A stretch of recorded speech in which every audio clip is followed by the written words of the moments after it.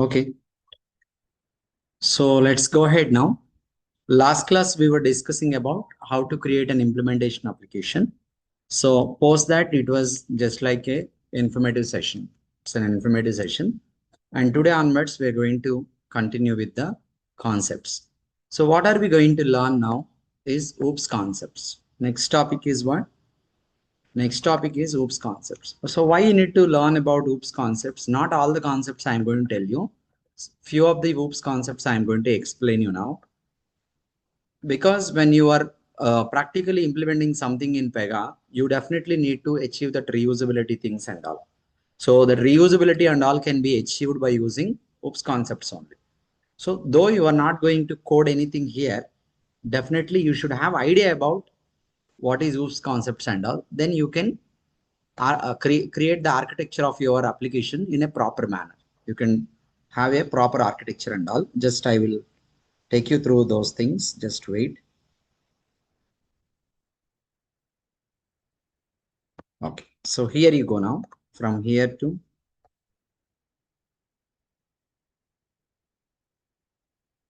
here I will explain. Okay now. So 629 now. Okay. Here you go now. See, you will not be coding anything in Pega. Everything, whatever you are going to do is navigations. Like you created application and you followed navigations only, right? That way, without coding anything, you are going to follow navigations. See here now. So we are going to start our today's session. Every one of you, you should be able to see my screen and able to hear me. So before we look at OOPS concepts, let me tell you about organization structure. Actually, while creating a new application, so మనం last క్లాస్లో last 2 సెషన్స్లో framework application create చేసాం, implementation application create చేసాం. Framework application create చేసేటప్పుడు మన ఓన్గా ఒక name ఇచ్చాం, organisation name. అప్పుడు ఫ్రేమ్వర్క్ అప్లికేషన్ క్రియేట్ అయినప్పుడు ఆర్గనైజేషన్ అనేది క్రియేట్ అయ్యింది. దాని తర్వాత ఇంప్లిమెంటేషన్ అప్లికేషన్ క్రియేట్ చేసేటప్పుడు బ్రాండ్ న్యూ ఆర్గనైజేషన్ నేమ్ ఇవ్వకుండా, అంటే కొత్త పేరు ఇవ్వకుండా, ఆల్రెడీ ఫ్రేమ్వర్క్ అప్లికేషన్ చేసేటప్పుడు క్రియేట్ అయిన ఆర్గనైజేషన్ నేమ్ని చూస్ చేసుకున్నాం. అంటే దానివల్ల ఫ్రేమ్వర్క్ అప్లికేషన్కి ఇంప్లిమెంటేషన్ అప్లికేషన్కి రెండిటికి కలిపి ఒక కామన్ ఆర్గనైజేషన్లా ఉండేలా నేను డిజైన్ చేశాను. కావాలంటే వేరు కూడా పెట్టచ్చు, కానీ అలా ఉండదు జనరల్గా. సో మనకి మీరు రియల్ టైంలో చూసుకున్న మోస్ట్లీ సేమ్ ఆర్గనైజేషన్ ఉంటుంది. ఓకే, సో ఇప్పుడు ఆ ఆర్గనైజేషన్ అంటే ఏంటి, దాని స్ట్రక్చర్ ఏంటి అనేది ఎక్స్ప్లెయిన్ చేస్తా. డయాగ్రమాటికలీ ఐ విల్ ఎక్స్ప్లెయిన్ యూ. ఓకేనా?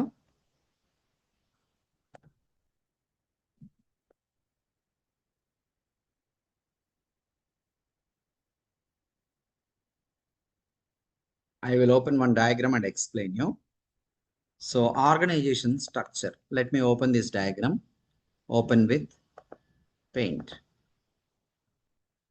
సో టిపికల్గా జనరల్గా ఆర్గనైజేషన్ స్ట్రక్చర్లో ఏముంటాయంటే, ఇప్పుడు ఆర్గనైజేషన్ స్ట్రక్చర్ అంటే ఏంటంటే, organisation is nothing but a company. ఏదన్నా ఒక కంపెనీ, ఒక business entity, that is top most business entity is called as organisation. అంటే ఇప్పుడు మీకు రిలయన్స్ ఇండస్ట్రీస్ ఉందనుకోండి, రిలయన్స్ ఇండస్ట్రీస్ అనేది ఒక ఆర్గనైజేషన్.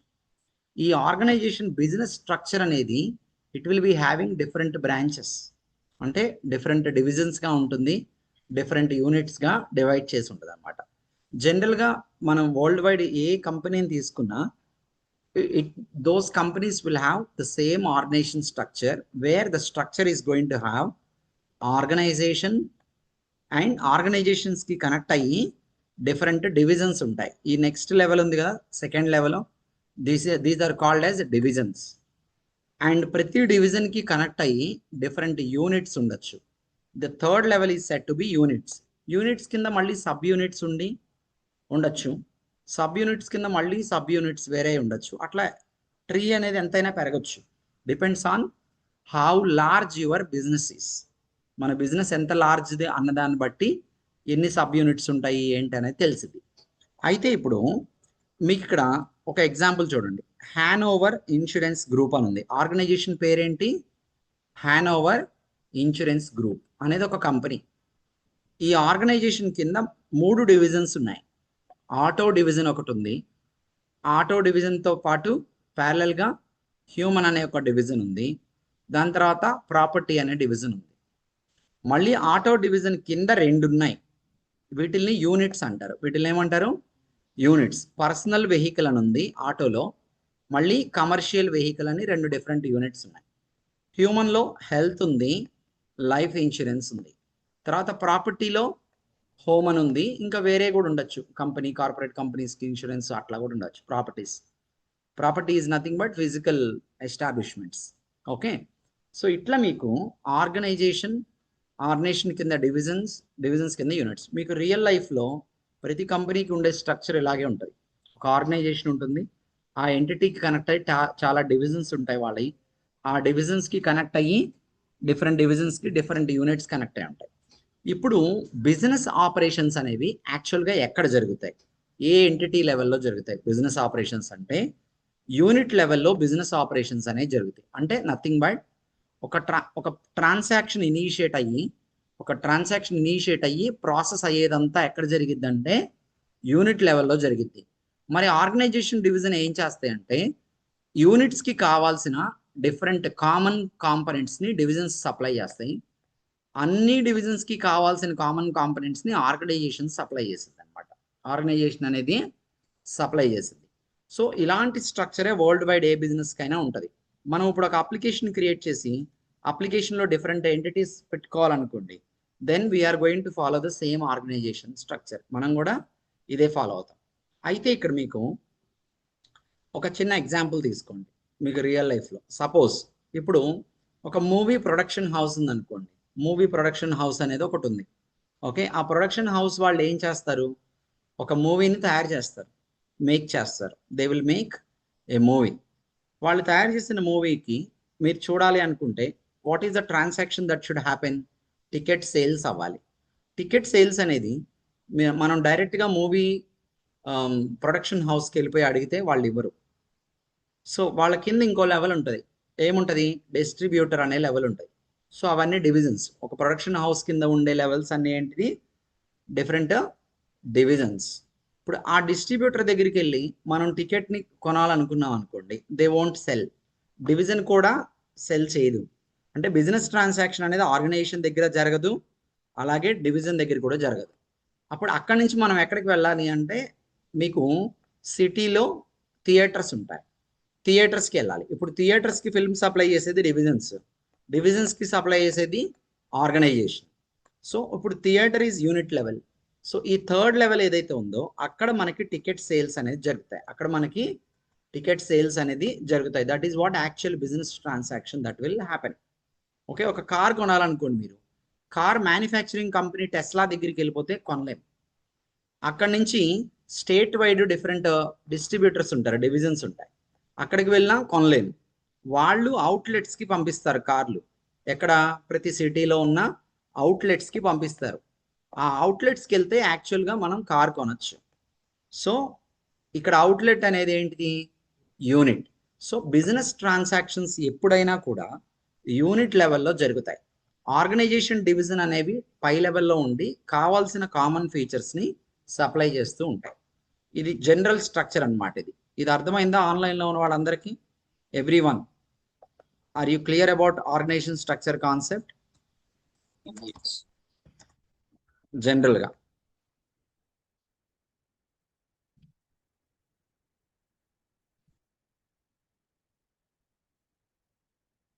ఓకే, క్లియరా? Next you see here. So object oriented concepts ఇవి తెలుసుకోవాలి మనం బిఫోర్ వి ప్రొసీడ్. ఏమేమి ఉంటాయి అంటే ఆబ్జెక్ట్ ఓరియంటెడ్ కాన్సెప్ట్లో ఎన్క్యాప్సులేషన్ అనేది ఒక కాన్సెప్ట్. ఓకే, దాని తర్వాత క్లాస్ అంటే ఏంటని ఎక్స్ప్లెయిన్ చేస్తాను. So inheritance is a concept. దానిలో డిఫరెంట్ టైప్స్ ఆఫ్ ఇన్హెరిటెన్స్ మనకు కావాల్సిన ఎక్స్ప్లెయిన్ చేస్తాను. దాని తర్వాత ఈ రెండు ఆబ్జెక్ట్ ఓరియంటెడ్ కాన్సెప్ట్స్ అయితే ఇక్కడికి వచ్చేపాటికి మళ్ళీ మనవి అనమాట. ఏంటి? OOTB classes in Pega, types of classes కూడా ఆర్గనైజేషన్ ఆబ్జెక్ట్ ఓరియంటెడ్ కిందకే వస్తుంది. ఓకే, తర్వాత ఇన్హెరిటెన్స్. తర్వాత ఏంటిదండి? ఇన్హెరిటెన్స్. పెగాలో ఇన్హెరిటెన్స్ ఏంటనే ఎక్స్ప్లెయిన్ చేస్తాను. మీకు యాక్చువల్గా ఈ 5 అర్థమైతేనే మీరు ప్రాక్టికల్గా ఏదైనా చేస్తే దానికి అర్థం ఉంటుంది. ఈ 5 అర్థం కాకుండా అసలు ఈ 5 తెలుసుకోకుండా కూడా ప్రాక్టికల్స్ చాలా మంది చేస్తారు. కానీ ఒక ప్రాపర్ అంటే ఫుల్ ప్లెడ్జ్డ్ డెవలప్మెంట్ స్కిల్ ఉండదన్నమాట వాళ్ళకి. Okay, first you need to know about all these things. ఇవి తెలుసుకొని మీరు ప్రాక్టికల్గా ఇంప్లిమెంట్ చేసేటప్పుడు ఓకే ఈ కాన్సెప్ట్ వాడుతున్నాను అని మీకు రియలైజేషన్ ఉంటే అప్పుడు మీరు ఫుల్ ప్లెడ్జ్డ్గా డెవలప్మెంట్ అనేది పర్ఫెక్ట్గా చేయగలుగుతారు. క్రిటికల్ సిచ్యువేషన్స్లో కూడా చాలా ప్రాపర్గా హ్యాండిల్ చేయగలుగుతారు. ఆర్కిటెక్చర్ డిజైన్కి సంబంధించి అనమాట ఇవంతా. So we want to achieve reusability మన మెయిన్ గోల్. మీకు first thing object oriented concepts అంటే ఎన్క్యాప్సులేషన్, ఇన్హెరిటెన్స్, ఆబ్స్ట్రాక్షన్, పాలీమార్ఫిజం ఇలా ఉంటాయి. పాలీమార్ఫిజం అనేది మనకి ఫ్యూచర్లో వస్తుంది. ఇప్పుడు పాలీమార్ఫిజం మెన్షన్ చేయలే ఇక్కడ నేను, అది ఫ్యూచర్లో ఒక 1.5 month తర్వాత చెప్తాను. నేను అన్నీ ఒకేసారి చెప్పాను. మీకు జనరల్గా ప్రోగ్రామింగ్ లాంగ్వేజెస్ తీసుకోండి. C++ programming language, Java, Python, VB ఇలాంటి ప్రోగ్రామింగ్ లాంగ్వేజెస్ అన్నీ ఆబ్జెక్ట్ ఓరియంటెడ్ ప్రోగ్రామింగ్ లాంగ్వేజెస్ అంటారు. అలా ఎందుకంటారు అంటే ఆ ప్రోగ్రామింగ్ లాంగ్వేజ్ కన్స్ట్రక్షన్ రూల్స్ ఉంటాయి కొన్ని. ఇలా కన్స్ట్రక్ట్ చేయాలి program. 1 minute hold. Yes, and you came for what? దేని గురించి అంటే వాళ్ళు 6 o'clock వరకే ఉంటారు. మీ నెంబరు రేపు 5:30కి అట్లా వస్తారా? క్లాస్ ఉందా మీకేమన్నా? ఎంక్వైరీకే కదా, 5:30కి అలా రండి. ఓకేనండి. Okay. So object oriented programming languages అంటారు. సి లాంగ్వేజ్ని ఆబ్జెక్ట్ ఓరియంటెడ్ ప్రోగ్రామింగ్ లాంగ్వేజ్ అన్నారు. వాటిని ఎందుకని ఆబ్జెక్ట్ ఓరియంటెడ్ ప్రోగ్రామింగ్ లాంగ్వేజెస్ అంటారంటే ఆ ప్రోగ్రామింగ్ లాంగ్వేజెస్ అన్నిటికీ కొన్ని కన్స్ట్రక్షన్ రూల్స్ ఉంటాయి. ఆ ప్రోగ్రామింగ్ లాంగ్వేజెస్ అన్నీ ఆబ్జెక్ట్ ఓరియంటెడ్ కాన్సెప్ట్స్ మీదే ఆ ప్రోగ్రామింగ్ లాంగ్వేజెస్ అనేవి డెవలప్ చేశారు. అంటే ప్రోగ్రామింగ్ లాంగ్వేజ్ని కూడా ఎవరో ఒకళ్ళు డెవలప్ చేయాల్సిందే కదా. ఆ లాంగ్వేజ్ని డెవలప్ చేసేటప్పుడు ఆ ప్రోగ్రామింగ్ లాంగ్వేజ్ యూజ్ చేసి మీరు ప్రోగ్రామ్స్ రాయాలి అంటే కొన్ని కన్స్ట్రక్షన్ రూల్స్ ఉంటాయి అన్నమాట. ఇలా కన్స్ట్రక్ట్ చేయాలి, ఎలా పడితే అలా చేయకూడదు అని. సో అవన్నీ ఎక్కడి నుంచి అడాప్ట్ చేశారు? ఆబ్జెక్ట్ ఓరియంటెడ్ ప్రోగ్రామింగ్ సిస్టమ్ అంటారు. ఊప్స్ అంటే తెలుసుగా మీకు. ఊప్స్ అబ్రివేషన్ ఏంటి? ఆబ్జెక్ట్ ఓరియంటెడ్ ప్రోగ్రామింగ్, ఎస్ అంటే system. Object oriented programming system అనే దాంట్లో ఒక ప్రోగ్రామింగ్ లాంగ్వేజెస్కి ఉండాల్సిన ఫీచర్స్ ఏంటి అనేది చెప్పారు. ఆ ఫీచర్స్ ఉన్న ప్రోగ్రామింగ్ లాంగ్వేజెస్ అన్ని ఆబ్జెక్ట్ ఓరియంటెడ్ ప్రోగ్రామింగ్ లాంగ్వేజెస్ అవుతాయి. ఆ ఫీచర్స్ లేకపోతే అది వేరే ఏదో అయింది. ఇప్పుడు సి ఉందనుకోండి, స్ట్రక్చర్డ్ అనమాట అట్లా. సో మీకు ఆబ్జెక్ట్ ఓరియంటెడ్ కాన్సెప్ట్స్లో ఎన్క్యాప్సులేషన్ క్లాస్. అసలు ఇది ఎందుకు ఆబ్జెక్ట్ ఓరియంటెడ్ కాన్సెప్ట్స్ అంటే టు అచీవ్ రీయూజబిలిటీని అచీవ్ చేయడానికి, ఈజీలీ ఎక్స్టెండ్ చేయడానికి అట్లాంటివి అనమాట. So first thing conceptually encapsulation అనే ఒక కాన్సెప్ట్ ఉంటుంది. ఆబ్జెక్ట్ ఓరియంటెడ్ ప్రోగ్రామింగ్ సిస్టమ్ గురించి చెప్పినప్పుడు ఒక కాన్సెప్ట్ గురించి చెప్పారు. ఏంటిది? ఎన్క్యాప్సులేషన్. ఎన్క్యాప్సులేషన్ అంటే ఏంటంటే group of attributes plus functional components into a single unit. Grouping of attributes. ఇప్పుడు మీరు ఏం చేయాలనుకుంటున్నారు? ఇప్పుడు జావానో పైథానో ఏదో ఒక ప్రోగ్రామింగ్ లాంగ్వేజ్ తీసుకున్నారు అనుకోండి. What do you want to achieve by using that programming language? మీ అప్లికేషన్ డిజిటలైజ్ చేస్తూ మీ అప్లికేషన్ చేసే పనులన్నీ ఆ ప్రోగ్రామింగ్ లాంగ్వేజ్ చేసేలాగా చేయాలనుకుంటున్నారు. అప్లికేషన్లో ప్రోగ్రామింగ్ లాంగ్వేజ్ అన్ని మీకు కావాల్సిన పనులు చేసేలా చేయాలనుకుంటున్నారు. దానికి మీరు ప్రోగ్రామ్ రాయాలి. మీరు ప్రోగ్రామ్ రాయాలి అంటే ఆ ప్రోగ్రామ్ మొత్తాన్ని ఒక గ్రూప్లో పెట్టాలి. గ్రూప్ ఈజ్ నథింగ్ బట్ ఇలా కర్లింగ్ బ్రేస్ ఉంది కదా, ఈ కర్లింగ్ బ్రేస్ బిగినింగ్, ఈ కర్లింగ్ బ్రేస్ ఎండింగ్, ఇది మొత్తం ఒక యూనిట్ స్ట్రక్చర్. ఈ యూనిట్ స్ట్రక్చర్లో మీకు డిఫరెంట్ యాట్రిబ్యూట్స్ ఉన్నాయి. ఏమున్నాయి? యాట్రిబ్యూట్స్ ఉన్నాయి. అలాగే మీకు ఇక్కడ ఏమున్నాయి? డిఫరెంట్ ఫంక్షనల్ కాంపోనెంట్స్ ఉన్నాయి. నేను ఆల్రెడీ చెప్పాను మీకు యాట్రిబ్యూట్స్ అంటే ఏంటని. లాస్ట్ టైం డెమో చెప్పేటప్పుడు యాట్రిబ్యూట్స్ అంటే ఏంటని చెప్పానా? చెప్పండి. మీరు ఇప్పుడు హ్యూమన్ బాడీ తీసుకున్నారనుకోండి, ఒక హ్యూమన్ బీయింగ్ని తీసుకుంటే హ్యూమన్ బీయింగ్కి ఏమేమి యాట్రిబ్యూట్స్ ఉంటాయి? చెప్పండి, ఏమేమి యాట్రిబ్యూట్స్ ఉంటాయి? ఆ హ్యూమన్ బీయింగ్ని బిహేవియర్ కంట్రోల్ చేసే attributes. Hands. BP, hands sugar level, attributes కొల అనుకో. సార్ ఐస్, ఇయర్స్, హ్యాండ్స్ ఇవన్నీ అట్రిబ్యూట్స్ అవన్నీ అవుతాయి. అట్రిబ్యూట్స్ కాదు, అవి ఫంక్షనల్ కాంపొనెంట్స్. ఫంక్షనల్ అవి ఇయర్స్ ఇవన్నీ ఏంటి? ఐస్ అనే దానికి ఒక ఫంక్షనాలిటీ ఉందా? ఏంటిది? చూడటం. ఈ చూసేదానికి మీకు సైట్ నాకు ఐడియా లేదు, కానీ ఒక 1 అని, 2 అని, 3 అని, 5 అని, 6 అని నెంబర్స్ ఇస్తాడుగా. ఈ నెంబర్స్ అట్రిబ్యూట్స్. ఓకే, మీకు ఐ విజన్ ఉంటుంది కదా, ఈ విజన్ కి ఒక వాల్యూ కనుక ఉండుంటే, ఒక రేంజ్ వాల్యూ ఉండుంటే అది అట్రిబ్యూట్ అయింది.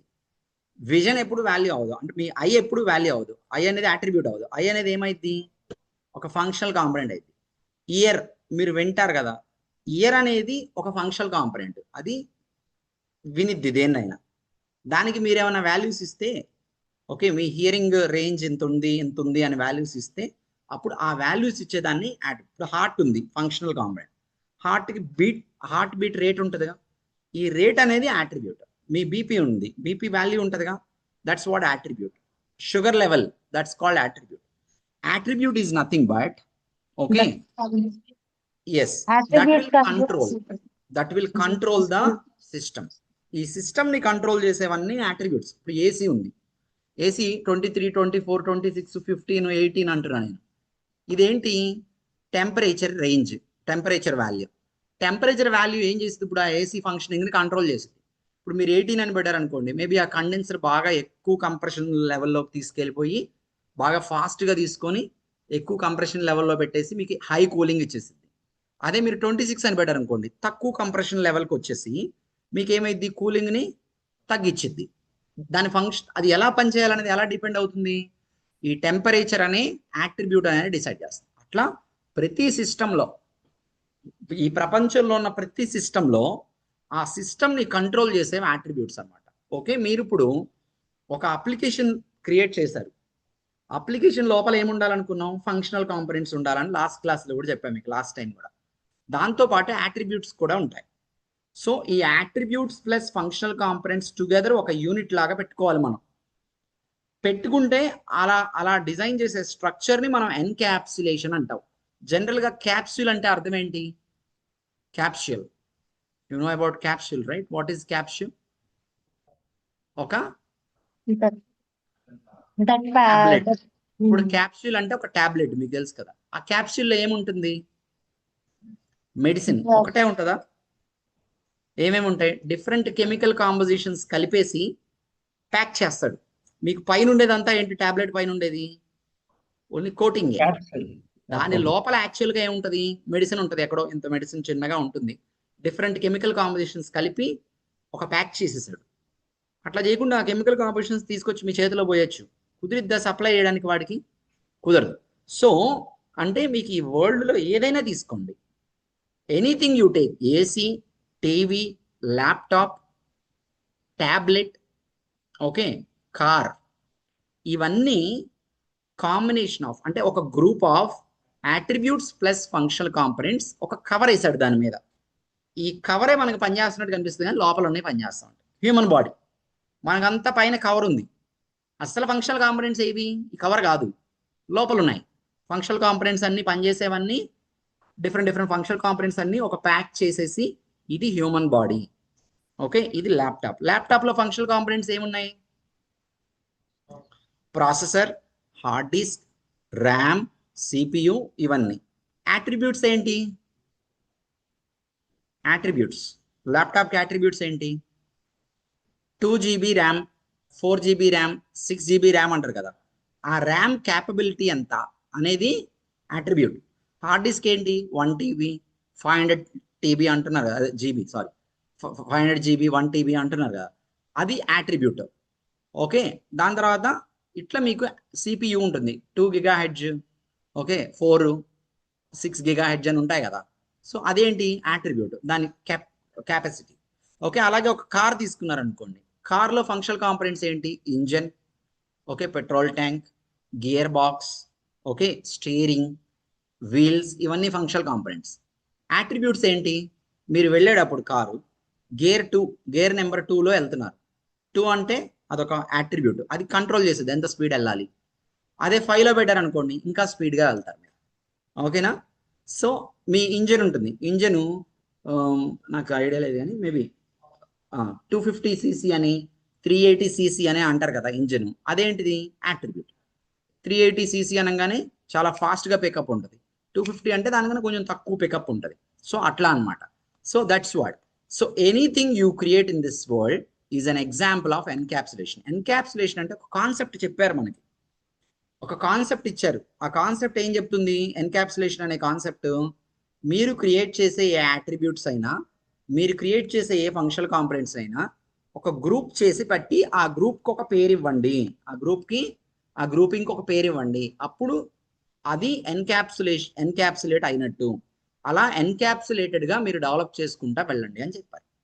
ఆ ఎన్క్యాప్సులేషన్నే ప్రోగ్రామింగ్ లాంగ్వేజ్ వాళ్ళు ఆ కాన్సెప్ట్ని ప్రోగ్రామింగ్ లాంగ్వేజ్ వాళ్ళు తీసుకొని ఎలా డెవలప్ చేశారు? ఏ పేరుతో డెవలప్ చేశారు? క్లాస్ అనే పేరుతో డెవలప్ చేశారు. ఏ పేరుతో డెవలప్ చేశారు? Class. Class is grouping of attributes plus functional components into a single unit. అంటే ఎన్క్యాప్సులేషన్ క్లాసు వేరు కాదు.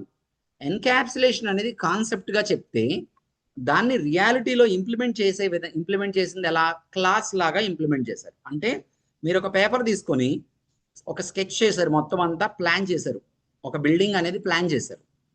ఇది ఒక ప్లాన్. ఈ ప్లాన్ని తీసుకెళ్ళి మీరు రియల్గా ఏం చేశారు? డెవలప్ చేసి ఒక హౌస్ని కన్స్ట్రక్ట్ చేశారు.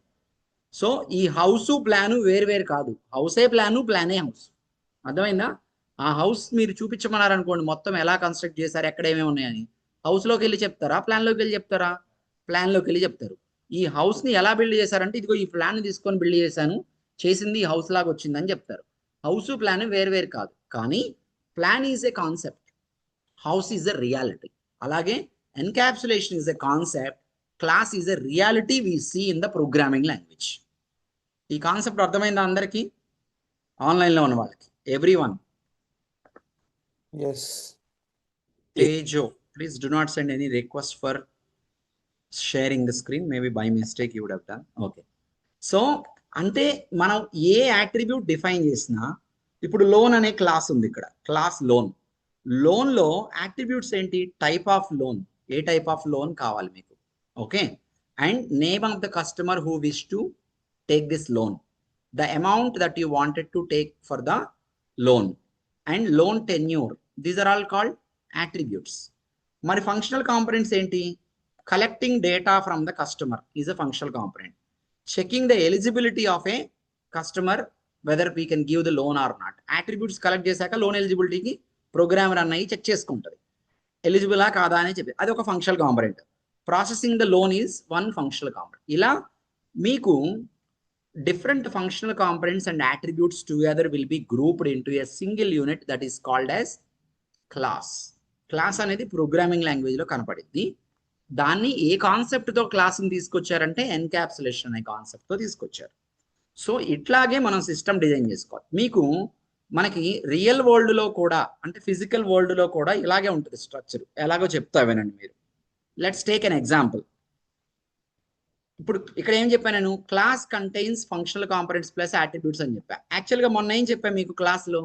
అప్లికేషన్ కంటైన్స్ ఫంక్షనల్ కాంపోనెంట్స్ అని చెప్పా. ఏం చెప్పా మొన్న క్లాస్లో? అప్లికేషన్ కంటైన్స్ ఫంక్షనల్ కాంపోనెంట్స్ అని చెప్పా. ఇప్పుడు ఏం చెప్తున్నా? క్లాస్ కంటైన్స్ ఫంక్షనల్ కాంపోనెంట్స్ అని చెప్పా, అంతేనా? సో ఏది correct? Application contains functional components కరెక్టా, క్లాస్ కంటైన్స్ ఫంక్షనల్ కాంపోనెంట్స్ కరెక్టా అంటే రెండు కరెక్టే. ఎలాగో చెప్తా చూడండి. ఇప్పుడు మీకు ఇక్కడ కనిపించే డయాగ్రామ్లో you just take this as application. The outer level whatever I have drawn square box, that is called ఒక అప్లికేషన్. ఆ అప్లికేషన్ లోపల F1, F2, F4, F3 these are all functional components. ఈ కాంపోనెంట్స్ ఎక్కడున్నాయంటే క్లాసెస్లో ఉన్నాయి. F3, F4 అనేవి class below ఉన్నాయి, F1, F2 అనేవి క్లాస్ ఏలో ఉన్నాయి. ఈ రెండు క్లాసెస్ కూడా ఒక అప్లికేషన్లో ఉన్నాయి. Application contains classes contains functional components. మీకు వెరీ బిగినింగ్లో క్లాస్ గురించి తెలియదు కాబట్టి అప్లికేషన్ కంటైన్స్ ఫంక్షనల్ కాంపోనెంట్స్ అని చెప్పా. అల్టిమేట్గా ఒక ఫంక్షనల్ కాంపోనెంట్ దేనికి సంబంధించిందా ఉంటుంది? ఒక అప్లికేషన్కి సంబంధించిందా ఉంటుంది. అంతేనా? క్లియరా? సో అలా మీకు స్టార్టింగ్లో అలా చెప్పేసి అనమాట. నా ఇప్పుడు మన స్ట్రక్చర్ ఏంటి? యాక్చువల్గా అప్లికేషన్ క్రియేట్ చేసుకుంటాం. అప్లికేషన్ లోపల ఏం క్రియేట్ చేస్తాం? క్లాసెస్ క్రియేట్ చేస్తాం. క్లాసెస్ లోపల ఏం క్రియేట్ చేస్తాం? అట్రిబ్యూట్స్ ప్లస్ ఫంక్షనల్ కాంపోనెంట్స్ అని క్రియేట్ చేస్తాం. మనం ఒక స్టెప్ అయిపోయింది, అవుటర్ స్ట్రక్చర్ క్రియేట్ చేయడం అయిపోయింది. ఏం క్రియేట్ చేయడం? అప్లికేషన్ క్రియేట్ చేయడం అయిపోయింది. ఓకే, మిగతా 2 స్టెప్స్ చేస్తాం. Are you clear everyone following? Okay, next మీకు ఒక రియల్ లైఫ్ ఎగ్జాంపుల్ చెప్తా. ఒక అప్లికేషన్ తీసుకోండి, బ్యాంక్ అప్లికేషన్. సో ఈ బ్యాంక్ అనేది ఏదైతే ఉందో ఫిజికల్గా ఊహించుకోండి మీరు. ఫిజికల్గా అంటే ఏంటి? ఒక బిల్డింగ్ లాగా. బ్యాంక్ అనే ఒక బిల్డింగ్ ఉంది. ఒక బిల్డింగ్ ఉంది, ఆ బిల్డింగ్లో బ్యాంక్ ఉంది. ఓకేనా? సో ఇప్పుడు ఈ బ్యాంక్లో ఏం జరుగుతాయి? బ్యాంకింగ్ ఆపరేషన్స్ జరుగుతాయి. మీకు బ్యాంకింగ్ ఆపరేషన్స్లో జరగడానికి అక్కడ డిఫరెంట్ డిపార్ట్మెంట్స్, అంటే మీరు ఆ బిల్డింగ్లోకి వెళ్ళినట్టుగా జస్ట్ మెంటల్గా ఊహించుకోండి. ఓకే, పిక్చర్ రన్ చేయండి మెంటల్గా. ఓకే, సో ఒక బిల్డింగ్ ఉంది, బిల్డింగ్లోకి మీరు ఎంటర్ అయ్యారు. మీకు ఒక 4 రూమ్స్ కనబడుతున్నాయి. ఓకే, రూమ్ 1 మీద పైన రాసింది, ఏమని రాసింది? అకౌంట్స్ డిపార్ట్మెంట్ అని రాసింది. రూమ్ 2 మీద రాసింది ఏమని? లోన్స్ డిపార్ట్మెంట్ అని రాసింది. రూమ్ 3 మీద కార్డ్స్ డిపార్ట్మెంట్. రూమ్ 4 మీద వెరిఫికేషన్ డిపార్ట్మెంట్ అని రాసింది. ఇలా రాస్తుంది మీకు 4 రూమ్స్ అని. ఇప్పుడు అకౌంట్స్ డిపార్ట్మెంట్లో ఏం జరిగిద్ది? బ్యాంక్ అకౌంట్ క్రియేషన్ జరిగిద్ది. బ్యాంక్ అకౌంట్కి సంబంధించిన ట్రాన్సాక్షన్స్ జరుగుతూ ఉంటాయి. అదే లోన్ డిపార్ట్మెంట్లో ఏం జరిగిద్ది చెప్పండి? లోన్ డిపార్ట్మెంట్లో ఏం జరిగిద్ది? మీరు పార్టిసిపేట్ చేయాలి, మాట్లాడాలి మీరు కూడా. లోన్ శాంక్షన్, ఒక లోన్ ట్రాన్సాక్షన్ అనేది ఇనిషియేట్ చేస్తారు ఇక్కడ. లోన్ ట్రాన్సాక్షన్ ఇనిషియేట్ చేయడము, శాంక్షన్ చేయడము, లోన్ ని ప్రాసెస్ చేయడం అంతా లోన్ డిపార్ట్మెంట్. కార్డ్ డిపార్ట్మెంట్ లో కార్డుకి సంబంధించిన ఇనిషియేషన్ అంతా. వెరిఫికేషన్ డిపార్ట్మెంట్ లో ఏం జరిగింది? వెరిఫికేషన్ చేస్తారు. అంటే వెరిఫికేషన్ డిపార్ట్మెంట్ వాళ్ళకి ఈ 3 డిపార్ట్మెంట్లో ఎవరైనా కూడా వచ్చి డాక్యుమెంట్స్ ఇస్తారు. లోన్ తీసుకునే వాళ్ళ డాక్యుమెంట్స్, అకౌంట్ ఓపెన్ చేసే వాళ్ళవి, కార్డ్స్ తీసుకునే వాళ్ళ, క్రెడిట్ కార్డు తీసుకునే వాళ్ళ డాక్యుమెంట్స్ తీసుకెళ్ళి ఈ డిపార్ట్మెంట్లో పడేస్తారు. వాళ్ళు వెరిఫై చేసి రెస్పాన్స్ ఇస్తారు వీళ్ళకి, ఏంటి సంగతి అనేది. సో ఒక్కొక్క డిపార్ట్మెంట్లో ఒక్కొక్క పని చేస్తున్నారు. మీరు ఇట్లా కాకుండా ఇలా 4 డిపార్ట్మెంట్ లేకుండా అందరూ ఒకే చోట కూర్చొని కూడా పని చేయొచ్చు. అంతా ఒకటే రూమ్ పెట్టేసి అక్కడే అన్ని పనులు చేయొచ్చు. ఒకే చోట అన్ని పనులు చేయడానికి 4 డిపార్ట్మెంట్స్గా డివైడ్ చేయడానికి ఉన్న తేడా ఏంటో చెప్పాలి నాకు. మీరు జనరల్గా ఆలోచించి జనరల్ నాలెడ్జ్తో చెప్పాలి. ఏంటి తేడా? ఈజీ టు వర్క్ ఈజీ అవుతుంది. మన గోల్ ఏంటి? మనం ఎగ్జాక్ట్ గా ఆ డిపార్ట్మెంట్ కి వెళ్ళి మనం ఫిల్ చేసుకోవచ్చు. ఓకే, సో నేను ఒక ఎగ్జాంపుల్ చెప్తా, ఇప్పుడు చూడండి. Clarity. Just consider yourself. Okay, in this example మీకు you have different types of dresses. Okay, మీకు ఫార్మల్ వేర్ డ్రెస్సెస్ ఉన్నాయి, పార్టీ వేర్ డ్రెస్సెస్ ఉన్నాయి, అలాగే ఎథ్నిక్ వేర్ డ్రెస్సెస్ ఉన్నాయి, క్యాజువల్ వేర్ డ్రెస్సెస్ ఉన్నాయి. 4 డిఫరెంట్ టైప్స్ ఆఫ్ డ్రెస్సెస్. ఒక్క టైప్లో ఒక 4-5 డ్రెస్సెస్ 10 డ్రెస్సెస్ ఉన్నాయనుకోండి. ఇవన్నీ తీసుకెళ్ళి ఒక కబోర్డ్ ఉంది. ఈ కబోర్డ్లో ఏమి ర్యాక్స్ లేవు. మామూలుగా ఒక కబోర్డ్ ఉంది, కబోర్డ్లో అన్ని రకాల డ్రెస్సులు అక్కడ పెట్టారు. ఇప్పుడు మీరే అన్నీ తెలిసిన మీరే, మీ డ్రెస్సెస్ తెలిసిన మీరే ఒక ఎథ్నిక్ వేర్ డ్రెస్ని ఆ హీప్లోంచి తీయాలి బయటకి. ఈజీగా తీయగలుగుతారా? టఫ్ అయిద్దా? కొంచెం టఫ్ అయితే. ఇప్పుడు మీ ఫ్రెండ్ వచ్చాడు, నేను పార్టీకి వెళ్తున్నారా, నీ పార్టీ డ్రెస్ ఉంది కదా నాకు ఇవ్వన్నాడు. వెళ్ళి ఆ కబోర్డ్లో ఉంది తెచ్చుకోమని చెప్తాం. వీడికి అంతా పెద్ద హీప్ కనపడింది, వాడికి ఇంకా టఫ్ అవుతుంది. ఓకేనా? అంటే ఆ హీప్ అదంతా మేనేజ్ చేయడం చాలా డిఫికల్ట్గా ఉంటుంది. అవునా? సో అలా కాకుండా మీ కబోర్డ్ని 4 ర్యాక్స్గా డివైడ్ చేసి ప్రతి ర్యాక్ మీద ఒక స్టిక్కర్ అంటించారు. Ethnic wear, party wear, casual wear, formal wear, ఆఫీస్కి వెళ్ళేవి, ఇంట్లో వేసుకునేవి, పండగలకి వేసుకునేవి, అలాగే పార్టీస్కి వేసుకునేవి అని పెట్టుకున్నారు. అలా పెట్టి మీ దగ్గర ఉన్న డ్రెస్సెస్ ఏ కేటగిరీకి ఆ కేటగిరీ డ్రెస్సెస్ ఆ ర్యాక్లో పెట్టేసుకున్నారు. ఇప్పుడు మీరు తీసుకోవాలంటే ఈజీగానే ఉండిద్దా ఉండదా? With a moment of time you can pick any type of dress. మీ ఫ్రెండ్ వచ్చాడు, ఇప్పటివరకు మీ కబోర్డ్ చూడలేదు, ఆ ఫ్రెండ్ కూడా ఒక పార్టీ వేర్ డ్రెస్ తీసుకోవాలంటే ఈజీగా within a minute pick చేసుకోగలుగుతాడా?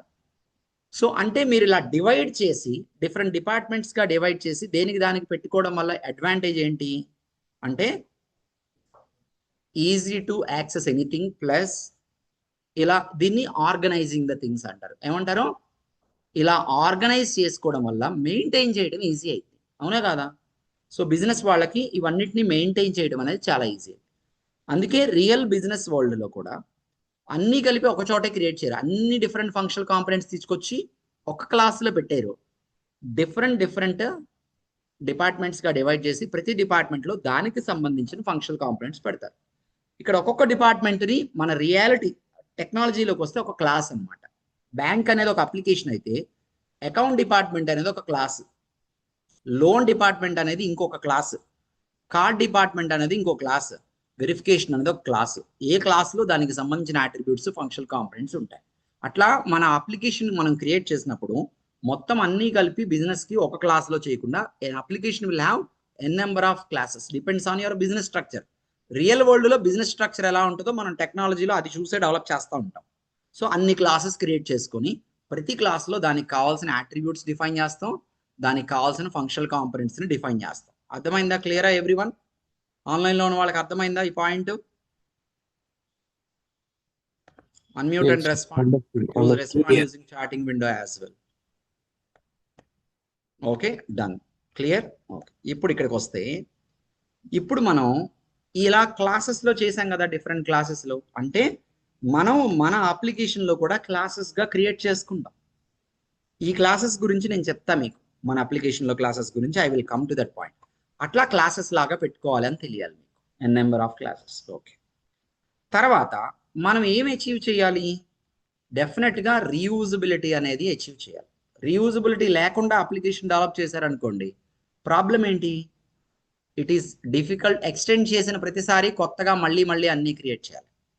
మీ అప్లికేషన్లో డిఫరెంట్ బ్రాంచెస్ యాడ్ అవుతున్న కొద్దీ ఏం చేయాలి? డిఫరెంట్ లైన్స్ ఆఫ్ బిజినెస్ అన్నీ మళ్ళీ స్క్రాచ్ నుంచి చేసుకుంటారు. కాబట్టి మనం క్రియేట్ చేసే ఫంక్షనల్ కాంపనెంట్స్ క్లాసెస్ లోపల పెట్టుకుంటాం కాబట్టి క్లాసెస్కి మధ్యలో రీయూజబిలిటీ అచీవ్ అయ్యేలా ఉండాలి. అలా అచీవ్ అవ్వాలి అంటే ఆబ్జెక్ట్ ఓరియంటెడ్ ప్రోగ్రామింగ్ సిస్టంలో ఒక కాన్సెప్ట్ గురించి ఇచ్చారు మనకి. ఆ కాన్సెప్ట్ని ఇన్హెరిటెన్స్ అంటాం. ఏమంటాం ఆ కాన్సెప్ట్ని? ఇన్హెరిటెన్స్ అంటే ఇన్హెరిటెన్స్ ఈజ్ ఎ రిలేషన్. ఏమంటారు దీన్ని? Relation defined between two classes, minimum two classes, okay, where one class acts as parent class and the other one acts as child class. So child class can access any attributes or functional components of parent class, but not vice versa. but not vice versa అంటే అర్థం ఏంటనేది కూడా చెప్తాను నేను. అయితే inheritance కాన్సెప్ట్ని మీరు అర్థం చేసుకోవడానికి టెక్నికల్గా ఏమి బ్రెయిన్ వాడవసల్లా. మన రియల్ లైఫ్లో పేరెంట్ అండ్ చైల్డ్ రిలేషన్షిప్ గురించి అర్థమైతే ఇన్హెరిటెన్స్ కాన్సెప్ట్ అర్థమైపోయింది. సో పేరెంట్ ఉంటారు, పేరెంట్ కింద చైల్డ్ ఉంటారు. చైల్డ్ అనే వాళ్ళు ఏం చేయొచ్చు? పేరెంట్కి ఏదన్నా ప్రాపర్టీ ఉంటే దాన్ని యాక్సెస్ చేసుకోవచ్చు. చేయొచ్చా? చేయలేరా? చేయొచ్చు.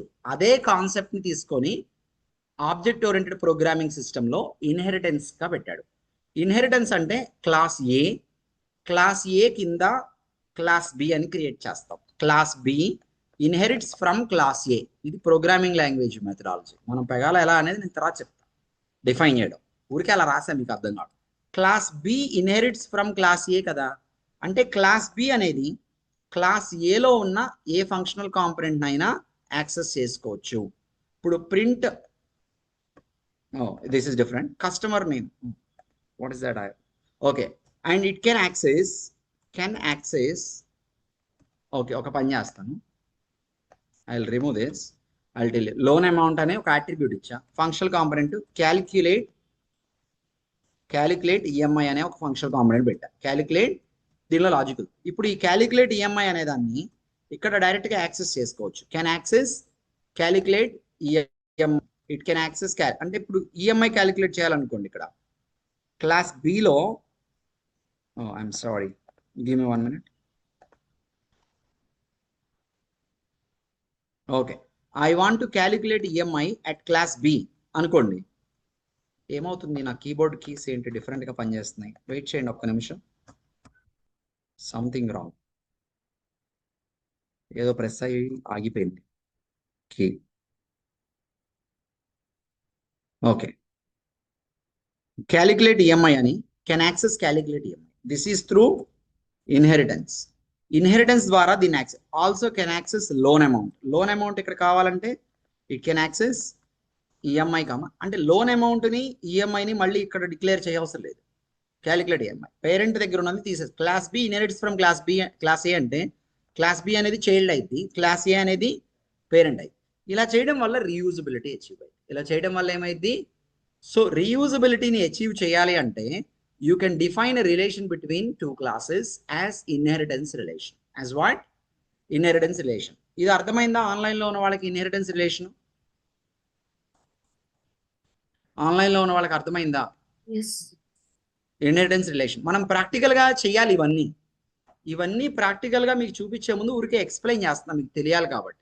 ఫస్ట్ ఊరికే అలా తెలుసుకొని దెన్ ప్రాక్టికల్గా చేసేటప్పుడు మీరు కాన్సెప్ట్ని బ్రెయిన్లో అనుకుంటూ ఉంటే రియలైజ్ అవుతూ ఉంటారు. ఓకే, ఇది నేను ఇంప్లిమెంట్ చేస్తున్నాను. ఇన్హెరిటెన్స్లో 2 టైప్స్ ఉన్నాయి, అంటే చాలా టైప్స్ ఉన్నాయి. మెయిన్గా మీకు కావాల్సింది ఇక్కడ 2 టైప్స్ చెప్తా. Single level inheritance. ఏంటిదండి? Single level inheritance, multi level inheritance. Single level అంటే ఒక పేరెంట్ ఒక చైల్డ్, అంతే, అయిపోయింది. ఇంకా మల్టీ లెవెల్ అంటే ఒక parent, child, grand child, great grand child, అలా చైన్ ఎంతవరకు అయినా వెళ్ళిపోవచ్చు. అంటే ఇప్పుడు మీరున్నారు, మీ పేరెంట్ ఉన్నారు, మీ పేరెంట్కి పేరెంట్, మీకు గ్రాండ్ పేరెంట్, గ్రాండ్ పేరెంట్కి పేరెంట్, మీకు గ్రేట్ గ్రాండ్ పేరెంట్, ఆ గ్రాండ్ పేరెంట్కి కూడా పేరెంట్ ఉంటారుగా. అలా చాలా లెవెల్ ఉంటుంది మనకు తెలియకపోయినా. It's a kind of chain, blood relation connectivity కదా. సో ఈ చైన్ మొత్తాన్ని ఏమంటాం మనం? మల్టీ లెవెల్ ఇన్హెరిటెన్స్ అంటాం. ఇప్పుడు మీరు యూజ్ చేసుకుంటున్న ప్రాపర్టీ, మీకు ఒక 1 ఎకర్ అగ్రికల్చర్ ల్యాండ్ ఉంది. ఇది మీ father father father father father father అక్కడి నుంచి వచ్చింది అయి ఉండొచ్చు, అవునా? సో అట్లా మీకు పైన ఎక్కడో లెవెల్ నుంచి మీ వరకు కూడా ఇంకా అది వచ్చింది అంటే you have acquired the property of your forefathers, whatever they have. అది అలా వస్తూ ఉంది. That is called inheritance. Inheritance అంటే పేరెంట్ క్లాస్లో ఉన్నది యాక్సెస్ చేయడమే కాదు, పేరెంట్కి పేరెంట్ కూడా మనకు పేరెంట్ అయింది, పేరెంట్కి పేరెంట్ కూడా పేరెంట్ కూడా లోవర్ లెవెల్కి పేరెంట్ లాగే యాక్ట్ చేసి, అంటే class B inherits from class A, class C inherits from class B అంటే class C can access features of class B as well as features of class A. ఇది గుర్తుపెట్టుకోవాలి, ఇది నేను ప్రాక్టికల్గా చూపిస్తాను మీకు. మల్టీ లెవెల్ అర్థమైందా? ఆన్లైన్లో ఉన్న వాళ్ళకి single level plus multi level. Are you clear everyone? ఇవన్నీ మీకు మేబీ తెలిసి ఉండొచ్చు ఇంతకు ముందే. Okay, but still you are use. So ఇప్పుడు మనం మన అప్లికేషన్కి వద్దాం, బ్యాంక్ అప్లికేషన్కి వద్దాం. బ్యాంక్ అప్లికేషన్లో ఎన్ని డిపార్ట్మెంట్స్ ఉన్నాయన్నాను? 4. Verification department, account department, loan, cards. I will draw the diagram. Wait, paint తీసుకొని డయాగ్రామ్ డ్రా చేస్తా. ఆ బ్యాంక్ ఎగ్జాంపుల్కి వెళ్దాం మళ్ళా మనం. సో ఇక్కడ ఏంటి, మీకు వెరిఫికేషన్ అనే ఒక క్లాస్ ఉంది. వెరిఫికేషన్ ఇక్కడ ఏంటి? అకౌంట్ ప్రాసెసింగ్ అంటే బ్యాంక్ అకౌంట్స్. ఓకే, దాని తర్వాత లోన్స్, తర్వాత కార్డ్స్ ప్రాసెసింగ్ అన్న. సో వీటన్నింటినీ క్లాసెస్ క్రియేట్ చేసినప్పుడు వెరిఫికేషన్ అనే క్లాస్ పైన క్రియేట్ చేసి దాన్ని ఇన్హెరిట్ అవుతూ card class, loan class, account class create చేశారు. ఇలా చేస్తాం. ఇలా ఎందుకు చేస్తాం అంటే అకౌంట్ క్లాస్కైనా వెరిఫికేషన్ ఫీచర్స్ కావాలి, లోన్ క్లాస్కైనా వెరిఫికేషన్ ఫీచర్స్ కావాలి, కార్డ్ క్లాస్కైనా వెరిఫికేషన్ ఫీచర్ కావాలి. అంటే మీరు కొత్తగా ఒక లోన్ తీసుకున్నా అవి డాక్యుమెంట్స్ వెరిఫై అవ్వాలి, కొత్తగా ఒక బ్యాంక్ అకౌంట్ ఓపెన్ చేసినా వెరిఫికేషన్ అవ్వాలి, ఒక క్రెడిట్ కార్డ్ కొత్తగా తీసుకున్నా వెరిఫికేషన్ జరగాలి. అంటే verification is a common department ఇక్కడ అందరికీ. సో కామన్ డిపార్ట్మెంట్ ఏదైతే ఉందో అది పేరెంట్ అయింది, ఎందుకంటే కామన్ ఫీచర్స్ని కిందకి ఇవ్వడానికి, అన్నిటికీ మళ్ళీ క్రియేట్ చేయకుండా. సో కాబట్టి అది పేరెంట్ క్లాస్ లా పెట్టుకొని కింద మనం ఏం చేస్తాము, మిగతాయి పెట్టుకొని వీటన్నిటిని చైల్డ్ క్లాసెస్గా పెట్టుకుంటాం.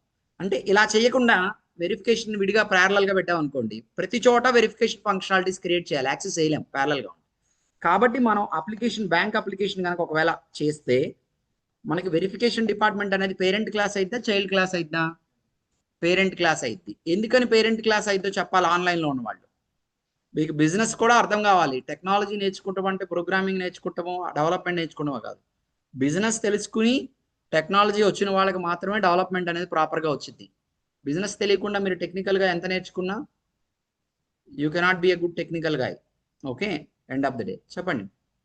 వెరిఫికేషన్ డిపార్ట్మెంట్ లోని ప్రాపర్టీస్ ని account department, loan department, card department inherit చేసుకుంటారు ఎస్, సార్. వెరిఫికేషన్ డిపార్ట్మెంట్ కి సంబంధించిన functional components we need to access at accounts, loans, cards, all places. కాబట్టి వెరిఫికేషన్ ఎక్కడ పెట్టుకుంటాం మనం? పేరెంట్ గా పెట్టుకుంటాం. మిగతావన్నీ చైల్డ్. అకౌంట్ లో ఉన్నాయి లోన్ లోకి రావు, లోన్ లో ఉన్నాయి కార్డ్ లోకి రావు. ఎందుకంటే ఆ 3 డిపార్ట్మెంట్స్ ఏంటి, ప్యారలల్ గా ఉంటాయి, డిఫరెంట్ డిఫరెంట్ కి సంబంధించి. ఓకే, అర్థమైందా? ఒక్క నిమిషం. Okay done. This is about single level, multi level inheritance. ఊరికే మీకు పైన ఇలా చేయడం వల్ల అడ్వాంటేజ్ ఏంటంటే రీయూజబిలిటీ, మళ్ళీ మళ్ళీ క్రియేట్ చేసే పని లేదు, కాపీ అవ్వదు work, no redundancy, easy to extend. ఫ్యూచర్లో ఇంకో బ్రాంచ్ పెట్టారనుకో, ఇంకో డిపార్ట్మెంట్ పెట్టారనుకోండి, మళ్ళీ వెరిఫికేషన్ కాంపోనెంట్స్ స్క్రాచ్ నుంచి క్రియేట్ చేయరు. You will create one class, new class which is inheriting from verification. వెరిఫికేషన్లో ఉన్నాయన్నీ యాక్సెస్ చేసుకోవచ్చు. అర్థమైందా? లోన్ కూడా పేరెంట్ అవ్వచ్చు. లోన్ కింద పర్సనల్ లోన్ అనే ఒక క్లాసు, తర్వాత బిజినెస్ లోన్ అనే ఒక క్లాసు రావచ్చు. ఇప్పుడు లోన్ అనేది ఏమైంది, కామన్ క్లాస్ అయిపోయి పేరెంట్గా యాక్ట్ చేసి లోన్ని లోన్లో ప్రాసెస్ చేయరు. దాని కింద ఉన్న పర్సనల్ లోన్లో పర్సనల్ లోన్స్ ప్రాసెస్ చేస్తారు, కార్పొరేట్ లోన్స్లో కార్పొరేట్ లోన్స్ని ప్రాసెస్ చేస్తారు. అట్లా కూడా చేయొచ్చు. ఎన్ని లెవెల్స్ క్రియేట్ చేస్తారనేది మీ బిజినెస్ స్ట్రక్చర్ని బట్టి ఉంటుంది. Okay, so without defining inheritance between 2 classes, is it possible to access the features of one class into another class? Yes or no? No, it is impossible. If you want to access the features of a class into another class, there must be inheritance relation defined between the classes. ఆ classes కి inheritance లేకుండా చేయలేము. అయితే ఇప్పుడు నేను ఒక question అడుగుతా, చెప్పగలుగుతారా మీరు? చూద్దాం చెప్తారో లేదో. ఓకే, ఈ పాయింట్ కరెక్ట్గా అర్థమైందా మీకు? మొన్న అప్లికేషన్ కాన్సెప్ట్ అర్థమైందా? సో ఎవరైనా క్లాసెస్ మిస్ అయిన వాళ్ళు ఉంటే ప్రీవియస్ క్లాసెస్ మీరు అవి రికార్డెడ్ వీడియోస్ చూసి ఫాలో అవ్వండి. ఇలా నాకు 2 అప్లికేషన్స్ ఉన్నాయండి, 2 వేరే వేరే అప్లికేషన్స్. అప్లికేషన్ ఏ,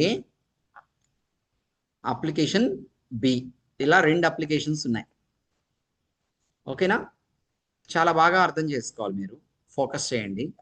అప్లికేషన్ ఏలో ఒక క్లాస్ ఉంది, క్లాస్ ఏ, క్లాస్ బి ఉన్నాయి. ఏమున్నాయి?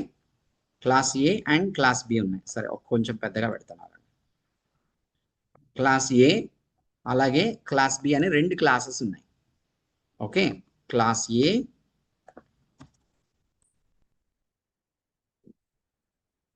ఇక్కడ క్లాస్ బి 2 ఉన్నాయి.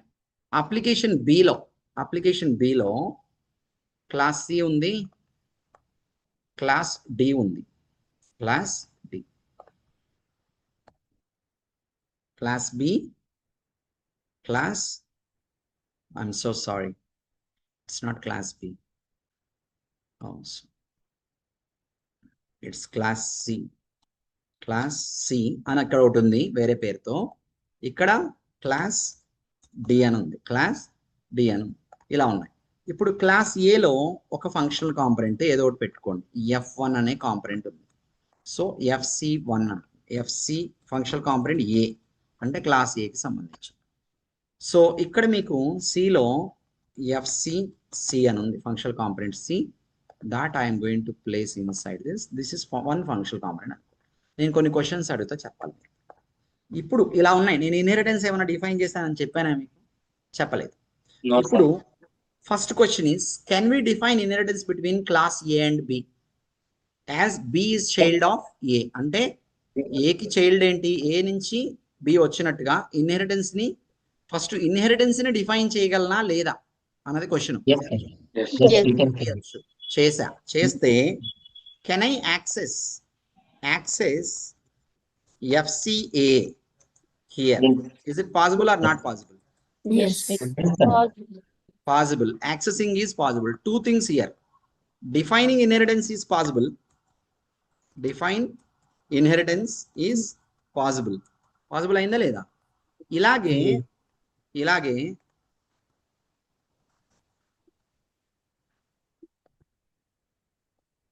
defining inheritance relation between class A and class B are possible. అలాగే చెప్పండి నాకు, క్లాస్ సికి డికి మధ్యలో ఇన్హెరిటెన్స్ పెడుతున్నా, is it possible or not possible? Defining inheritance relation Possible. Here also possible అని చెప్పారు. Very good, it is possible. Okay, అలాగే access FCC is possible or not possible? Possible. It is possible because of inheritance కదా. ఇప్పుడు Yes. ఇంకో క్వశ్చన్ అడుగుతా, చెప్పండి. So is it possible to access the functional component FCA into class D or class C? ఈ రెండు క్లాసులో ఏ క్లాస్లోకైనా దీన్ని యాక్సెస్ చేయడం పాసిబుల్ అవుతుందా? పాసిబుల్ అవ్వాలంటే ఏం కావాలి? First Encapsulation. Framework application application only class application ఏకి అప్లికేషన్ ఏ ఇన్హెరిట్ చేయాలి సార్? నేను అడిగేది దేని గురించి ఇప్పుడు మీకు? క్లాసెస్ ఇన్హెరిటెన్స్ గురించి. అంతవరకే, బియాండ్ వెళ్ళొద్దు. బియాండ్ నేను తీసుకెళ్తాను మిమ్మల్ని. ఇప్పుడు క్లాస్ డిలోకి క్లాస్ ఏలో ఉన్న ఫీచర్స్ రావాలి, యాక్సెస్ అవ్వాలి అంటే ఏం డిఫైన్ చేయాలి? ఫస్ట్ ఇన్హెరిటెన్స్ ఇన్హెరిటెన్స్ డిఫైన్ చేయాలి. నేను ఇన్హెరిటెన్స్ డిఫైన్ చేస్తున్నా ఇక్కడ నుంచి. ఓకే, ఒక్క నిమిషం. ఇక్కడ నుంచి ఇక్కడికి ఐఎమ్ డిఫైనింగ్ ఇన్హెరిటెన్స్ రిలేషన్ అనుకుందాం. ఇలా ఇన్హెరిటెన్స్ డిఫైన్, ఈ రిలేషన్ డిఫైన్ చేసే పాసిబిలిటీ ఉందా లేదా అన్నది క్వశ్చన్. ఉంది. ఇన్హెరిటెన్స్ రిలేషన్ డిఫైన్ చేయగలమా లేదా అన్నది క్వశ్చన్. అంటే we cannot define inheritance relation. అసలు ఇన్హెరిటెన్స్ రిలేషన్ నే డిఫైన్ చేయలేము. ఏంటి? కెనాట్ ఏంటిది? Cannot define inheritance relation. ఎందుకని చేయలేమంటే ఈ క్లాసెస్ అన్ని డిఫరెంట్ అప్లికేషన్స్ లో ఉన్నాయి. ఈ అప్లికేషన్స్ కి మధ్యలో ఏ సంబంధం లేదు. ఈ అప్లికేషన్ కి మధ్యలో ఏ సంబంధం లేదు కాబట్టి ఇన్హెరిటెన్స్ రిలేషన్ ని డిఫైన్ చేయలేము. ఓకేనా? సో ఇది ఒకటి మైండ్లో పెట్టుకోండి. నెక్స్ట్ ఇంకో డయాగ్రామ్ డ్రా చేస్తా, కొంచెం కిందకెళ్ళి మళ్ళీ డ్రా చేస్తా. ఇప్పుడు ఇదే తీసుకుందాం, మొత్తం కాపీ పేస్ట్ కొడదాం. కాపీ పేస్ట్ కొట్టడానికి కావదులే. సో మళ్ళీ విడిగా రాస్తాను, నేను కింద విడిగా డ్రా చేస్తాను. ఇప్పుడు నేనేం చేస్తానంటే అప్లికేషన్ బి అనుకుందాం. అప్లికేషన్ బి, దాని మీద అప్లికేషన్ ఏ, దాని మీద అప్లికేషన్, ఓకే అప్లికేషన్ బినే ఏ మీద అనుకుందాం. అప్లికేషన్ ఏ కింద, అప్లికేషన్ బి అనేది పైన. This is application A. ఇదేంటిది? Application B. అప్లికేషన్ బి ఏ అనేది ఇక్కడ ఎలా యాక్ట్ చేస్తుందంటే ఫ్రేమ్వర్క్ గా యాక్ట్ చేస్తుంది. అప్లికేషన్ బి అనేది నార్మల్ అప్లికేషన్ ఇంప్లిమెంటేషన్ అనుకో, ఫ్రేమ్వర్క్ మీద.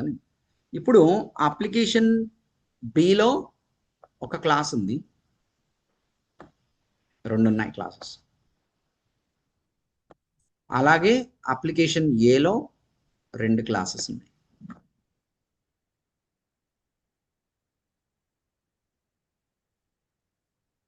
ఇది వచ్చేసి క్లాస్ ఏ, ఓకే ఇది వచ్చేసి క్లాస్ సి. ఇది వచ్చేసి, ఇది అప్లికేషన్ బి కాబట్టి దీని పేరు క్లాస్ బి. క్లాస్ డి అని పెట్టుకున్నాం. క్లాస్ డి ఇలా పెట్టానే. ఇప్పుడు నాకు మామూలుగా చెప్పండి, ఇంతకు ముందులాగా can we define inheritance? Okay, functional components కూడా పెడదామా? Will keep the functional components also. ఇక్కడ ఒక ఫంక్షనల్ కాంపొనెంట్ ఉంది, ఎఫ్సిఏ అని ఒకటి ఉంది. ఇప్పుడు ఈ ఫంక్షనల్ కాంపొనెంట్ ని ఇక్కడ సిలోకి యాక్సెస్ చేయాలి. సిలోకి యాక్సెస్ చేయాలంటే అసలు ముందు ఏం కావాలి నాకు? ఈ రెండింటికి మధ్యలో ఇన్హెరిటెన్స్ ని డిఫైన్ చేయాలి. చేయగలమా లేదా? చేయొచ్చు. ఇన్హెరిటెన్స్ చేసుకొని యాక్సెస్ ఎఫ్సిఏ, ఇది పాసిబుల్. ఇప్పుడు ఇలాగే మీకు బిలో ఒక ఫంక్షనల్ కాంపొనెంట్ ఉంది, బిలో ఒక ఫంక్షనల్ కాంపొనెంట్ అనేది ఉంది. సో ఎఫ్సిబి, దీన్ని తీసుకెళ్ళి నేను ఇక్కడ యాక్సెస్ చేసుకోవాలి. యాక్సెస్ ఎఫ్సిబి ఎలా చేయాలి? చేయాలంటే ముందు ఏం చేయాలి? నేను ఇన్హెరిటెన్స్ రిలేషన్ ఒక రెండు క్లాసెస్ మధ్యలో డిఫైన్ చేయకుండా అసలు యాక్సెసింగ్ అయిద్దా? క్లాసెస్ కి మధ్యలో ఇన్హెరిటెన్స్ ఖచ్చితంగా ఉంటేనే యాక్సెస్ అయింది. ఈ రెండు క్లాసులు ఒకే అప్లికేషన్ లో ఉన్నాయి, వేరే అప్లికేషన్ లో ఉన్నాయి, ఇన్హెరిటెన్స్ అనే కావాలి. ఇప్పుడు చెప్పండి. ఇప్పుడు క్లాస్ ఏలో ఉన్న ఫంక్షనల్ కాంపొనెంట్ డిలోకి యాక్సెస్ చేయాలనుకుంటున్నా. చేయాలంటే ముందు నేను ఏం డిఫైన్ చేయాలి? రిలేషన్. ఇక్కడ ఇన్హెరిటెన్స్ రిలేషన్ డిఫైన్ చేయగలుగుతానా చేయలేనా అన్నది క్వశ్చన్. చేయగలుగుతామా? ఎందుకని Yes. చేయగలుగుతాం? ఫ్రేమ్వర్క్ ఫ్రేమ్వర్క్ అప్లికేషన్ కాబట్టి implementation bias implementation. The relation between two applications. It is a built-on application. Implementation application can use all the functions in from framework application.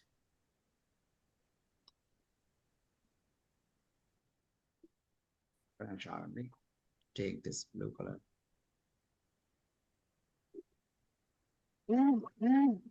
గుర్తుపెట్టుకోండి, ఇప్పుడు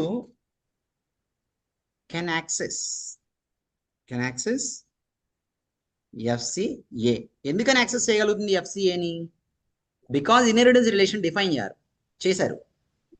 ఇప్పుడు inheritance relation define చేయకుండా ఏలో ఉన్న feature class ఏలో ఉన్నది class డిలోకి access అయిద్దాం. Class ఏలో ఉన్న ఫంక్షనల్ కాంపొనెంట్ ఇన్హెరిటెన్సే డిఫైన్ చేయకుండా క్లాస్ డిలోకి యాక్సెస్ ఇద్దాం, అలా యాక్సెస్ ఇద్దాం, అలా ఉంటుందా?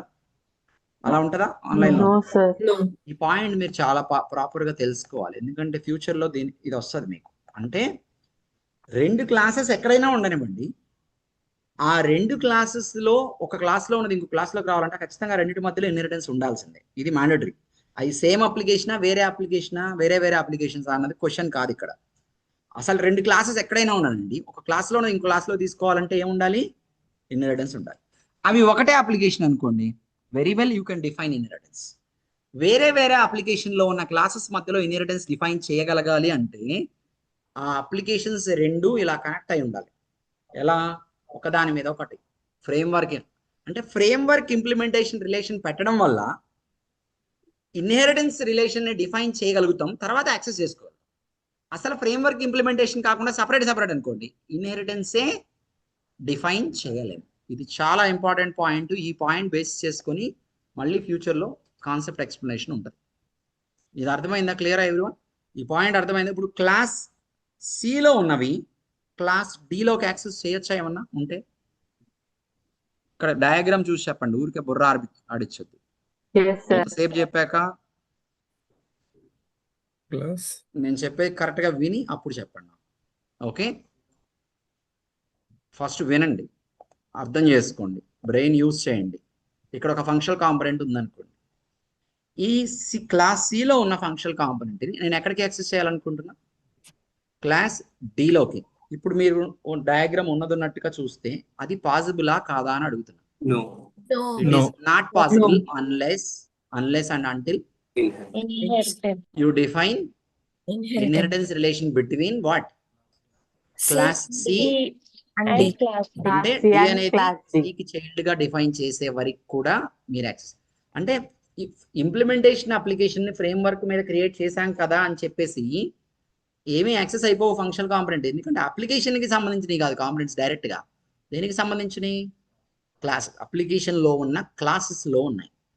అంటే ఒక అప్లికేషన్ మీద ఇంకో అప్లికేషన్ క్రియేట్ చేయడం వల్ల ఈ క్లాసెస్ మధ్యలో ఇన్హెరిటెన్స్ చేసే ఛాన్స్ వస్తుంది మీకు, అంతే తప్ప డైరెక్ట్ గా యాక్సెసింగ్ ఉండదు ఎప్పుడు. అసలు అప్లికేషన్స్ విడివిడిగా పెట్టారు అనుకోండి, ఇన్హెరిటెన్సే పాసిబుల్ కాదు. ఈ పాయింట్ అర్థమైందా ఇప్పుడు? క్లియరా? Everyone clear? ఇది గుర్తుపెట్టుకొని మైండ్ లో పక్కన పెట్టి ఉంచండి. ఓకే ఓకే, ఇప్పుడు we will go forward. Organisation structure చెప్పాను కదా, ఆర్గనైజేషన్, డివిజన్, యూనిట్ ఉంటాయని. బిజినెస్ ఎక్కడ జరిగిద్ది? యూనిట్ లెవెల్లోనే బిజినెస్ ట్రాన్సాక్షన్ ప్రాసెసింగ్ అనేది జరిగిద్ది అని చెప్పాను. మీకు యాక్చువల్గా మీకు చెప్పిన దాన్ని బట్టి ఇది ఎక్కడ ఉండాలి? పైన ఉండాలి, ఇక్కడ ఈ నోట్స్ ఉండాలి. ఓకేనా? క్లియరా? సో మీకు ఆర్గనైజేషన్ స్ట్రక్చర్ ఒకటి ఎక్స్ప్లెయిన్ చేసా, జనరల్గా అలా ఉంటుంది అని. దానికి కనెక్టెడ్గా ఫర్దర్గా వస్తుంది మనకి. మళ్ళీ ఇన్హెరిటెన్స్, టైప్స్ ఆఫ్ ఇన్హెరిటెన్స్ జనరల్గా చెప్పాను. ఓకే, చెప్పిన తర్వాత మీకు ఒక అప్లికేషన్ స్ట్రక్చర్లో క్లాసెస్ ఎలా ఉంటే మీరు యాక్సెస్ చేసుకోవాలి, ఇన్హెరిటెన్స్ రిలేషన్ డిఫైన్ చేయగలుగుతామా చేయలేమా, between the classes of different application classes మధ్యలో ఇన్హెరిటెన్స్ రిలేషన్ డిఫైన్ చేయగలగాలి అంటే ఖచ్చితంగా ఆ అప్లికేషన్స్ అనేవి కనెక్ట్ అయి ఉండాలి.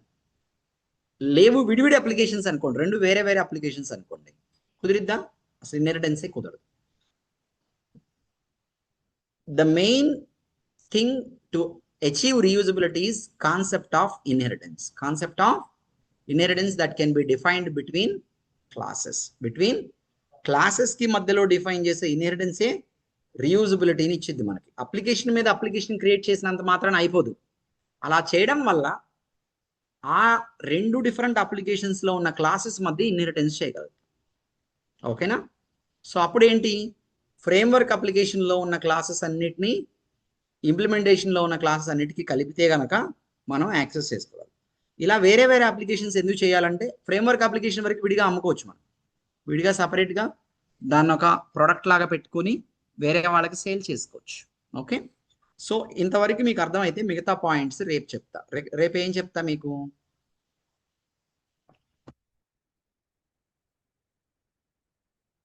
ఓఓటీపీ క్లాసెస్, పెగాలో ఓఓటీపీ క్లాసెస్ ఏమున్నాయి అవన్నీ ఎక్స్ప్లెయిన్ చేస్తాను.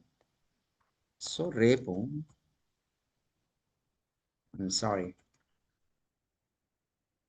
July 30, 2025. సో రేపు ఈ కాన్సెప్ట్స్ ఇవన్నీ ఎక్స్ప్లెనేషన్ అయితే కానీ నేను నెక్స్ట్ ప్రాక్టికల్లోకి వెళ్ళను. ఓకేనా? నెక్స్ట్ ప్రాక్టికల్ ఏంటి, ఫంక్షనల్ కాంపనెంట్స్ క్రియేట్ చేయడం, అవసరమైతే క్లాసెస్ క్రియేట్ చేయడం, అవన్నీ చేయాలి మనం. అవి చేయాలంటే ఫస్ట్ ఇవన్నీ అర్థమైతే ప్రాపర్గా డే 1 నుంచే ప్రాపర్గా ఒక ఆర్గనైజింగ్ మేనర్లో ఏది ఎక్కడ క్రియేట్ చేయాలనేది అలా చేసుకుంటూ వెళ్తాం. ఫ్రేమ్వర్క్లో ఏది చేయాలి, ఇంప్లిమెంటేషన్లో ఏది చేయాలి, టాప్ లెవెల్ క్లాస్లో ఏది చేయాలి, డివిజన్ లెవెల్లో ఏది చేయాలి, యూనిట్ లెవెల్లో ఏది చేయాలనేది ఒక ఐడియా వచ్చిన తర్వాత ప్రాక్టికల్గా చేద్దాం. ఏమైనా డౌట్స్ ఉన్నాయా ఈరోజు చెప్పిన క్లాస్లో? మీకు ఈ కాన్సెప్ట్లు అర్థం కావాలంటే ఊరికి చదివితే గుర్తున్నా అర్థం కావు. ఓకే, మళ్ళీ మర్చిపోతారు. మీరు కూడా ఏం చేస్తారు, నేను ఎలా అయితే మీకు డయాగ్రమెటికల్గా డ్రా చేసి ఎక్స్ప్లెయిన్ చేస్తున్నానో, మీరు నోట్స్ గో త్రూ అయ్యేటప్పుడు కూడా అలాగే మీరు ఏం చేస్తారు, మీ ఓన్గా ఒక నోట్స్లో పెట్టుకొని డయాగ్రామ్స్ డ్రా చేసుకోండి. డయాగ్రమెటికల్గా డ్రా చేసుకొని కాన్సెప్ట్ని అర్థం చేసుకోవడం వల్ల మీరు ఎప్పటికీ మర్చిపోరు అది. ఓకేనా?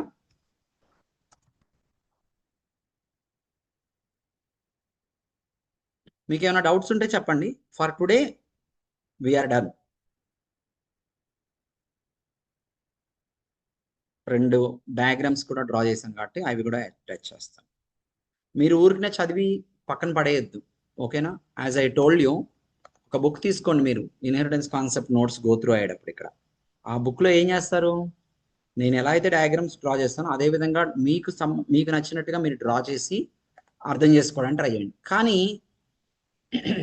ఎక్స్టెన్సివ్గా థింక్ చేయొద్దు ఇన్హెరిటెన్స్ కాన్సెప్ట్ గురించి. ఇప్పుడే ఒక 1 month వరకు దీని గురించి ఎక్స్టెన్సివ్గా థింక్ చేస్తే బేసిక్గా నేర్చుకోవడం కూడా పోయిద్ది. ఓకే,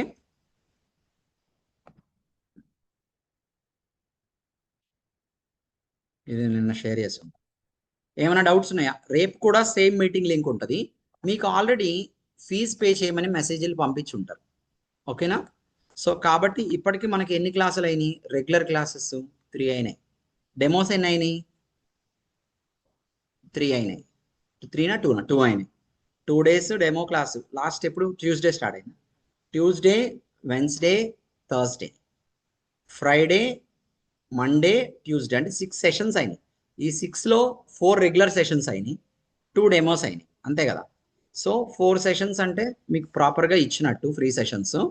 సో 31st తర్వాత, అంటే 31st అంటే రేపటి క్లాస్ తర్వాత మీటింగ్ లింక్ చేంజ్ అయిపోతుంది. ఓకేనా? 31st క్లాస్కి మీకు మీటింగ్ లింక్ కావాలి అంటే ఆన్లైన్ వాళ్ళు ఖచ్చితంగా మీరు ఫీజు పే చేస్తేనే కొత్త మీటింగ్ లింక్ వచ్చింది మీకు, లేకపోతే రాదు. క్లాస్ రూమ్లో ఉన్న వాళ్ళు ఆల్రెడీ పే చేసిన వాళ్ళకి కాదు ఈ మెసేజ్, పే చేయని వాళ్ళకి చెప్తున్నాను.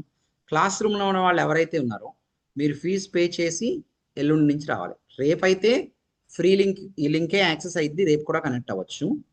ఎల్లుండి కనెక్ట్ అవ్వాలంటే మాత్రం ఎల్లుండు మోస్ట్లీ 4 PM కల్లా మీరు ఫీజు పేమెంట్ చేసేసి ఎన్రోల్మెంట్ జరిగిపోయి ఉండాలి.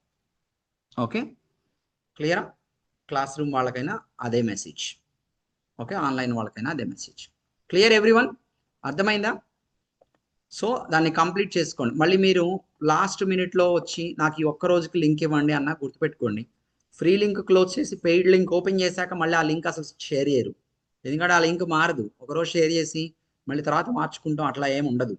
కాబట్టి థర్స్డే ఈవినింగ్ కల్లా పేమెంట్ అయ్యి ఉంటే మీరు జాయిన్ అవ్వండి. లేదంటే వెయిట్ చేసి ఒక 2 రోజుల తర్వాత పేమెంట్ చేసుకునే వాళ్ళు ఎవరన్నా అలాంటి వాళ్ళు ఉండుంటే maybe, I don't know, but don't miss the classes. Okay, అప్పుడు మీకు రికార్డెడ్ వీడియో యాక్సెస్ ఇస్తారు, మీరు ల్యాగ్ అవుతారు కాకపోతే. బట్ ఆ సిచ్యువేషన్కి వెళ్ళదు. థర్స్డే ఈవినింగ్ వచ్చి నేను చేస్తున్నా గూగుల్ పే ఇష్యూ వచ్చిందన్న, they will ask you to wait only. Okay, make sure that you finish your fees payment by tomorrow evening max, లేదా థర్స్డే 4 PM కల్లా కంప్లీట్ చేయండి. సో రేపటి క్లాస్కి మీటింగ్ లింక్ వర్క్ అయింది, free meeting link, every one is allowed free. ఎల్లుండి క్లాస్కి work అవ్వదు, ఎల్లుండి నుంచి అలౌడ్ కాదు క్లాస్ రూమ్ వాళ్ళైనా కూడా. ఓకే, అలా అలౌడ్ కాదు. Okay, you can wind up for today, will continue tomorrow. Thank you for joining everyone. స్లోగా నిదానంగా నేర్చుకోండి, కంగారు పడకుండా. ప్రాక్టికల్స్ కూడా నిదానంగా అర్థం చేసుకొని చేయండి, కాన్సెప్ట్స్ కూడా నిదానంగా. స్టార్టింగ్ డేస్లో ఒక 1 month వరకు నిదానంగా వెళ్ళి ఎక్కువ టైం స్పెండ్ చేసి కాన్సెప్ట్ మీద ఎక్కువ ఫోకస్ చేసి అర్థం చేసుకోవడానికి ట్రై చేస్తే గోయింగ్ ఫార్వర్డ్ స్పీడప్ అయిపోద్ది మీ అండర్స్టాండింగు, ప్రాక్టికల్ చేసే విధానం అంతా. స్టార్టింగ్లో గబగబా కంప్లీట్ చేసి వచ్చి రాక అర్థం కాక ఏదో కాపీ పేస్ట్లు కొట్టుకుంటా వెళ్ళారనుకోండి, గోయింగ్ ఫార్వర్డ్ చాలా డిఫికల్ట్ అయిపోయింది. ఓకేనా? I'm going to close the meeting. Thank you for joining everyone.